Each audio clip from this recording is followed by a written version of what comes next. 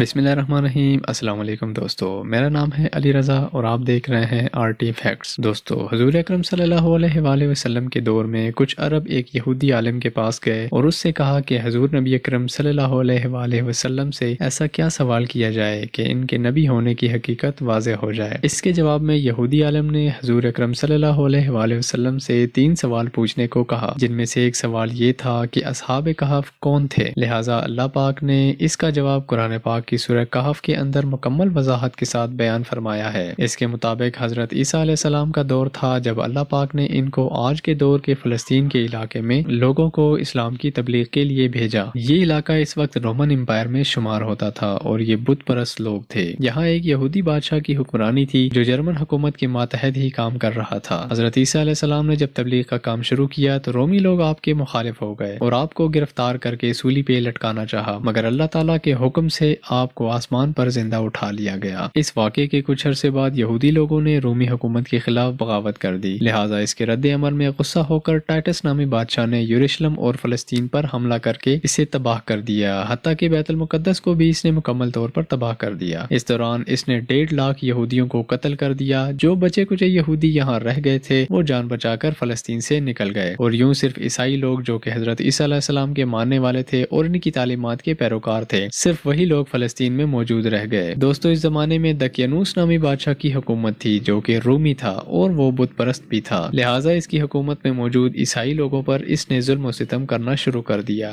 یہاں تک کہ حضرت عیسیٰ علیہ السلام کے ماننے والے چند نوجوان حواریوں کو اس نے اپنے دربار میں بلایا اور ان سے کہا کہ میں تمہیں چند روز کی مہلت دیتا ہوں کہ تم اپنے نئے دین یعنی عیسائیت سے باز آ جاؤ، ورنہ میں تمہیں قتل کروا دوں گا۔ دوستو، حضرت عیسیٰ علیہ السلام کے پیروکار یہ نوجوان دراصل اصحاب کہف تھے، جن کے واقعے کا ذکر قرآن پاک کی سورہ کہف میں وضاحت کے ساتھ موجود ہے۔ ان نوجوانوں نے جب یہ دھمکی سنی تو شدید پریشان ہو گئے، کیونکہ وہ اس بادشاہ سے لڑنے کی ہمت نہیں رکھتے تھے اور نہ ہی اس شہر میں رہ کر عیسائی تعلیمات جاری رکھ سکتے تھے، ورنہ دقیانوس بادشاہ انہیں قتل کروا دیتا۔ لہٰذا انہوں نے شہر چھوڑ کر کہیں بھاگ جانے کا فیصلہ کیا اور اللہ پاک کی ذات پر بھروسہ کر کے شہر سے نکل گئے، یہ سوچتے ہوئے کہ اب صرف اللہ پاک ہی ہمارے لیے کوئی بہتر فیصلہ کرے گا، ہمارے لیے کوئی نیا راستہ بنائے گا۔ یہاں تک کہ وہ ایک پہاڑ کی غار میں جا کر چھپ گئے اور وہیں اس غار میں ہی سو گئے، یہاں تک کہ سوتے سوتے ان پر 300 سال کا عرصہ گزر گیا، یعنی 300 سال تک یہ لوگ اسی غار میں ہی سوتے رہے۔ دقیانوس نے جب ان لوگوں کو تلاش کروایا تو اسے پتا چلا کہ وہ لوگ اس غار میں موجود ہیں۔ وہ بہت غیظ و غضب کا شکار ہوا، لہٰذا اس نے غصے میں آ کر حکم دیا کہ غار کو ایک سنگین دیوار لگا کر بند کر دیا جائے تاکہ یہ لوگ اس غار میں ہی رہ کر مر جائیں اور کبھی باہر نہ آ سکیں، جبکہ جس شخص کے ذمہ اس کام کو لگایا گیا تھا وہ بہت ہی نیک اور ایماندار آدمی تھا۔ اس نے اصحاب کہف کے نام اور ان کی تعداد اور پورا واقعہ ایک تختی پر کندہ کروا کر تانبے کے صندوق میں رکھ کر دیوار کی بنیادوں میں رکھ دیا، اور اسی طرح ایک اور تختی شاہی خزانے میں بھی رکھوا دی۔ اس 300 سال کے عرصے کے دوران دقیانوس بادشاہ مر گیا اور کئی بادشاہ آئے اور کئی حکومتیں آئیں اور چلی گئی، یہاں تک کہ 300 BC میں رومن امپائر نے عیسائیت اختیار کر لی۔ اس زمانے کے بعد یعنی کہ 446 عیسوی میں بدروس نامی عیسائی بادشاہ کی حکومت آئی، جو کہ ایک نیک دل اور انصاف پسند بادشاہ تھا۔ اس نے 68 سال تک شان و شوکت سے حکومت کی۔ اس کے دور میں مذہبی فرقہ پسندی جب عروج پر پہنچ چکی تھی اور لوگوں میں مرنے کے بعد دوبارہ زندہ کیے جانے اور قیامت کا یقین ختم ہوتا جا رہا تھا، تو اپنی قوم کا یہ حال دیکھ کر بدروس نامی بادشاہ بہت رنجیدہ ہوا اور ایک روز اپنے مکان کی تنہائی میں جا کر بند ہو گیا، جہاں وہ اللہ پاک کی بارگاہ میں بے قراری سے دعا کرتا رہا کہ اے اللہ، کوئی ایسی نشانی ظاہر فرما کہ میری قوم کے لوگوں کا ایمان پھر سے تازہ ہو جائے، انہیں قیامت اور مرنے کے بعد دوبارہ زندہ کیے جانے اور ایک خدا کے ہونے پر یقین ہو جائے۔ اللہ پاک نے اس کی یہ دعا قبول فرما لی، لہٰذا ایک چرواہا ایک دن اپنی بکریوں کو ٹھہرانے کے لیے اس غار کے پاس پہنچا۔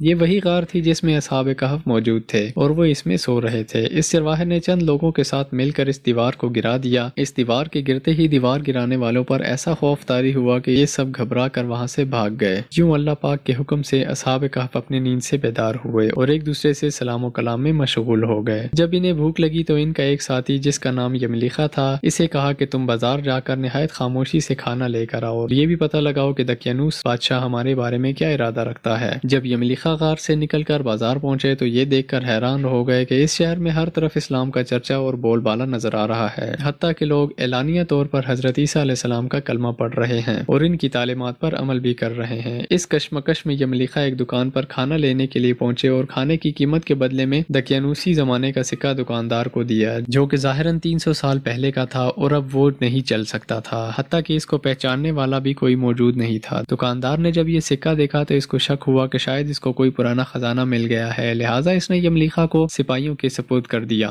تاکہ وہ ان سے خزانے کے بارے میں پوچھ گچھ کر سکیں۔ یوں سپاہیوں نے یملیخا کو پکڑ لیا اور ان سے سوال کرنے لگے کہ بتاؤ خزانہ کہاں ہے۔ جواب میں یملیخا نے کہا کہ ہمارے پاس کوئی خزانہ نہیں ہے، یہ ہمارا ہی سکہ ہے۔ سپاہیوں نے کہا ہم کیسے مان لیں کیونکہ یہ سکہ تو 300 سال پرانا ہے، جبکہ تم لوگ ابھی جوان ہو، لہٰذا سچ سچ بتاؤ کہ ماجرا کیا ہے تاکہ اس کا کوئی مناسب حل نکالا جا سکے۔ جواب میں یملیخا نے کہا کہ پہلے مجھے یہ بتاؤ کہ دقیانوس بادشاہ کا کیا حال ہے۔ سپاہیوں نے جب یہ سنا تو انہوں نے کہا کہ آج اس نام کا کوئی بھی بادشاہ پوری روح زمین میں موجود نہیں ہے، مگر ہاں سینکڑوں سال پہلے اس نام سے ایک بے ایمان بادشاہ گزرا تھا اور وہ بت پرست تھا۔ یہ جواب سن کر یملیخا ششدر اور حیران ہو کر رہ گئے اور بتایا کہ ابھی کل ہی تو ہم اس بادشاہ کے سر سے اپنی جان و مال بچا کر بھاگ گئے تھے اور میں اور میرے ساتھی قریب ہی ایک غار میں چھپ گئے تھے، جبکہ میرے باقی ساتھی اس وقت بھی اس غار میں موجود ہیں۔ تم لوگ میرے ساتھ چل کر خود ہی کیوں نہیں دیکھ لیتے؟ جب سپاہی اور شہر کے لوگ کثیر تعداد میں اس غار کے پاس پہنچے اور اصحاب کہف یملیخا کے انتظار میں تھے اور انہوں نے آنے میں بہت دیر کر دی تھی اور یہ سوچ رہے تھے کہ شاید یملیخا کو بادشاہ نے گرفتار نہ کروا لیا ہو۔ جب غار پر بہت سے آدمی پہنچے اور شورغل سنائی دینے لگا تو اصحاب کہف سمجھے کہ شاید دقیانوس کی فوج ہمارا تعاقب کر کے غار تک آن پہنچی ہے، لہٰذا وہ اللہ تعالیٰ کے ذکر و اذکار اور حمد و ثنا میں مصروف ہو گئے۔ سپاہیوں نے پہاڑ پر پہنچ کر وہ تانبے کا صندوق برآمد کر لیا اور اس کے اندر سے تختی کو نکال کر پڑھا تو اس کے اوپر اصحاب کہف کے نام اور یہ لکھا ہوا تھا کہ یہ مومنوں کی جماعت ہے اور اپنے دین کی حفاظت کے لیے دقیانوس بادشاہ کے خوف سے اس غار میں پناہ گزیر ہوئی ہے اور اس بادشاہ نے غصے میں آ کر اس دیوار کو بند کروا دیا ہے، لہٰذا جب کبھی یہ غار کھلے تو لوگ اصحاب کہف کا حال یہاں سے معلوم کر سکیں۔ سپاہی دیکھ کر حیران و پریشان رہ گئے۔ جب کچھ سمجھ میں نہ آیا تو اپنے بادشاہ بدروس کو اطلاع دی۔ بدروس بادشاہ نے جب یہ خبر سنی تو فوراً اپنے امراء اور عمائدین شہر کے ساتھ اس غار پر پہنچ گیا۔ اصحاب کہف نے غار سے نکل کر تمام واقعہ بادشاہ سے بیان کیا۔ بدروس سجدہ گزار ہوا اور اللہ پاک کا شکر ادا کیا کہ اے میرے اللہ، تو نے میری دعا قبول کی اور ایسی نشانی ظاہر فرما دی کہ انسان موت کے بعد زندہ ہونے کا اعتبار ضرور کرے گا۔ اس کے بعد اصحاب کہف نے بدروس بادشاہ کو دعا دی کہ اللہ پاک تمہاری بادشاہی میں برکت عطا کرے، اور سلام کرنے کے بعد اسی غار میں واپس چلے گئے اور دوبارہ وہیں جا کر سو گئے جہاں سے بیدار ہوئے تھے، لہٰذا اسی نیند کی حالت میں اللہ تعالیٰ نے اصحاب کہف کو موت دے دی۔ بادشاہ بدروس نے سال کی لکڑی کے صندوق بنوا کر اصحاب کہف کی لاشوں کو اس میں رکھوا دیا۔ بدروس بادشاہ نے غار کے منہ پر ایک مسجد بنوا دی اور سالانہ ایک دن مقرر کر دیا جب لوگ آ کر اصحاب کہف کی قبروں کی زیارت کیا کرتے تھے۔ دوستو، اصحاب کہف کی تعداد کے بارے میں علماء کرام کی بہت سی رائے پائی جاتی ہیں۔ حضرت عبداللہ بن عباس فرماتے ہیں کہ اصحاب کہف کی تعداد 7 ہے، جبکہ 8واں ان کا کتا تھا، جبکہ ان کے ناموں میں بھی کافی اختلاف موجود ہے۔ حضرت علی رضی اللہ تعالیٰ عنہ سے روایت ہے کہ ان کے نام یہ تھے: یملیخا،